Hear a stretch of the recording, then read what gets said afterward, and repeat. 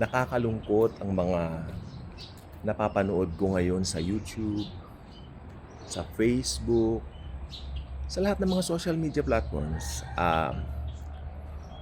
Yung lindol po sa Venezuela, it's heart-striking, heartbreaking. Tapos, makikita mo yung sa isang iglap no? Tignan po niyo yung konsepto in one glimpse. Meron kasi silang kapistahan or something. Hindi ko alam kung anong kapistahan ba yon. Basta, isa lang ang tiyak, nagdidiwang po ang Venezuela noong June 24. Kasi katolikong bansa yan. Baka siguro sa Saint John the Baptist din siguro. Ay, hindi ko alam. I'm not sure. Or religious festivities or religious activities, I'm not sure. Pero they're in celebration. They're in big happy moments, no? Then this 7.2 earthquake shook the whole Venezuela. Tapos, after 30 seconds lang, while trying to figure out what happened, mas malakas, 7.5. Mabigat po talaga. Lalo na po kami, no? Kami po ng mga mga kapatid ko siyempre wala na kami mga magulang. Alam namin yung dusa ng mamatayan. Alam namin yung pain of losing someone that you love. I don't know, siguro kung ikaw ay bata pa at wala pa namang namamatay sa pamilya mo, you are very, very blessed. You're still young and enjoy them, enjoy their company while they're still there. Hug them, love them, show them you love them. In one glimpse, parang twinkling of an eye yan. Masaya ka. 6:04 ng gabi nag-strike, oh.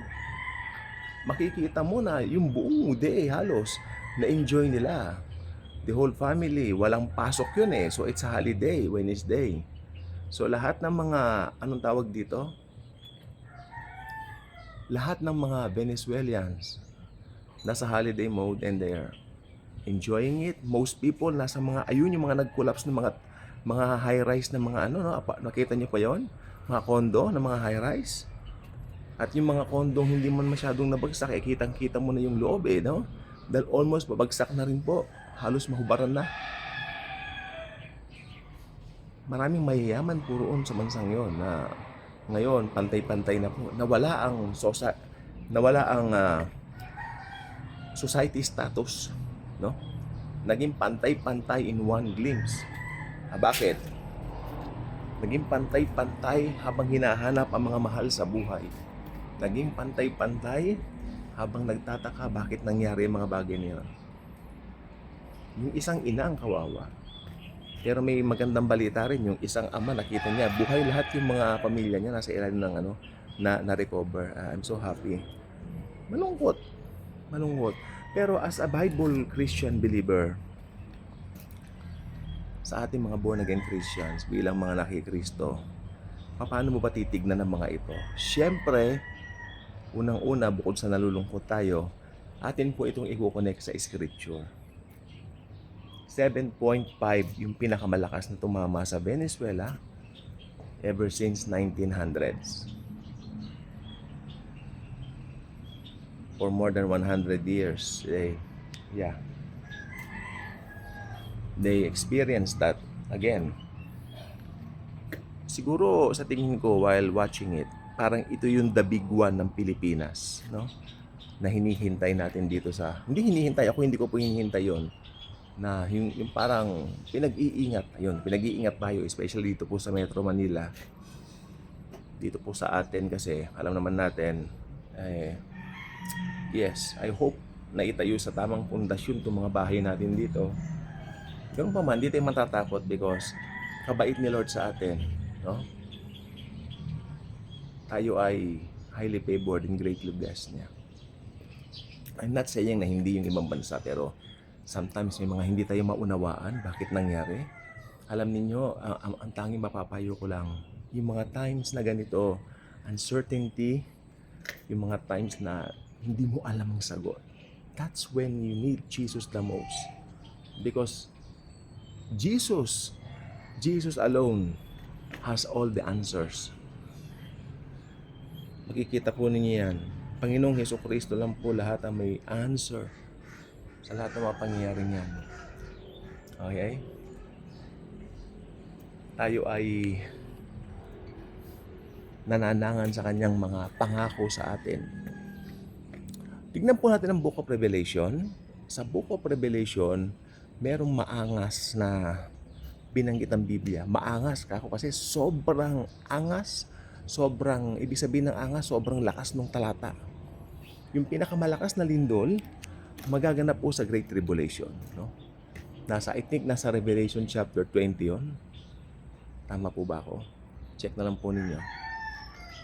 Grabe. Doon pa lang po magaganap yon. Kaya yung 7.5 that strike Venezuela, wala po yan.